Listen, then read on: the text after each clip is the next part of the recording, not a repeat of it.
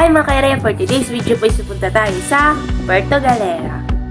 So yun na nga mga kairaya, sumakay kami ng bus at naghintay for almost 30 to 40 minutes bago umandar. Gumising nga kami ng maaga, mga around 3 AM para makapunta kagad dun sa may bus para hindi mahuli sa biyahe. Dahil nga pupunta pa tayo dun sa Batangas. At dun naman tayo sasakay ng At dun naman tayo sasakay ng barko para makapunta sa Puerto Galera. So mga kairaya, yung charge po kila Mami Daddy is 268 pareho sila. Pero sa akin po, since student po ako, is 214 po siya. Basta mag-present lang po kayo ng Daddy Daddy. Dahil muntikan ko na po yun makalimutan. Ha? Tapos ilang minuto po later is umandar na po yung bus. At around 3 hours later, nandito na tayo sa Batangas. Woo! At syempre, dumiretso na po kami dito sa Batangas Port. Naghintay nga lang po kami for almost 1 hour kasi dumating po kami mga 7 AM. Tapos pag alis po ng barko namin is mga 8 AM pa po. Sinakyan po pala namin na barko is called Galeria. Galeria. Parang ang fancy naman pakinggan. Di ko na pinilm yung papasok namin sa boat kasi baka mahulog pa yung cellphone ko. Sayang naman. Travel time from Puerto Galera to Batangas Port and vice versa is approximately 45 minutes. After 45 minutes is nakababa na kami galing sa Galeria.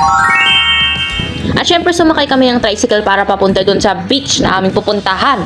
Dito po pala tayo mga kaira mag-stay sa White Beach Lounge.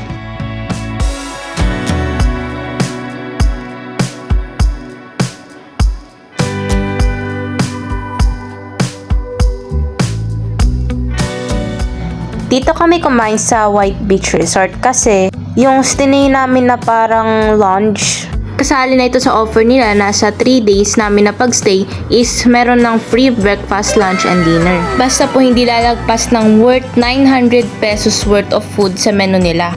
Per person po kasi is 300. So since tatlo po kami, 900 po yung budget. Kainan na! Pagkatapos po pala namin kumain is naglakad-lakad muna kami dito. Madami nga po sila dito binibenta. May mga foods po from restaurants and different types of remembrances po. Feeling asig pa ngayong kairaya girl nyo, tito, with glasses on. Ready for beach! Nakakala. Ilabas ang kabayo.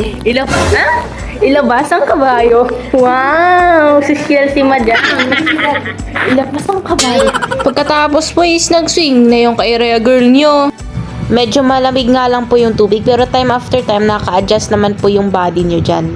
After ko nga po mag-swimming sa dagat is na-undergo ko po tong pag-braid sa buhok ko po. Nag-alangan pa nga po ako kung magpapabraid po ako pero you only live once. Kaya G yung iraya girl nyo.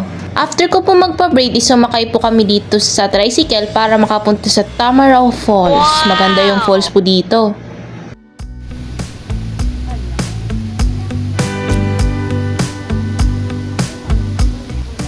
Tapos sumili po kami ng copyright yun, bawal pala. Basta bumili po kami ng buko, yun na yun. Okay. Dito din pa sa Tamaraw Falls is may makikita kayo ditong pinaka nature made na swimming pool.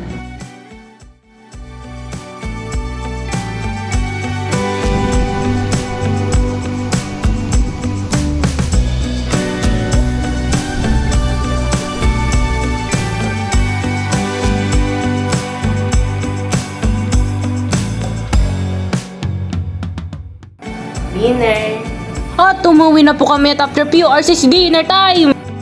Dito pa rin po kami kumain as same as earlier sa lunch. Eh di syempre mukhang seryoso muna tayo. Hanap tayo anong gusto natin. After nga makapili, hindi na ako mapakali. Gutom na kasi ako eh. Few minutes later nga mga kairaya is nag-arrive na yung mga lahat ng food. Meron pa tayong mushroom soup, sinugbang isda, pork chops, at syempre hindi magpapahuli ang ating calamares. Yung una kong tinikman is yung mushroom soup, which is very big mistake kasi mainit pala. Sa sobrang gutom ko hindi ko naisip na mainit. At syempre hindi magpapahuli ang ating calamares, which is itong pinaka-paborito ko sa lahat ng paboritong Despacito. Ano ba? Pagkatapos nga namin kumain guys is may nakita kami ditong mga nagpa-fire dance. At syempre po mga kairaya, for the experience is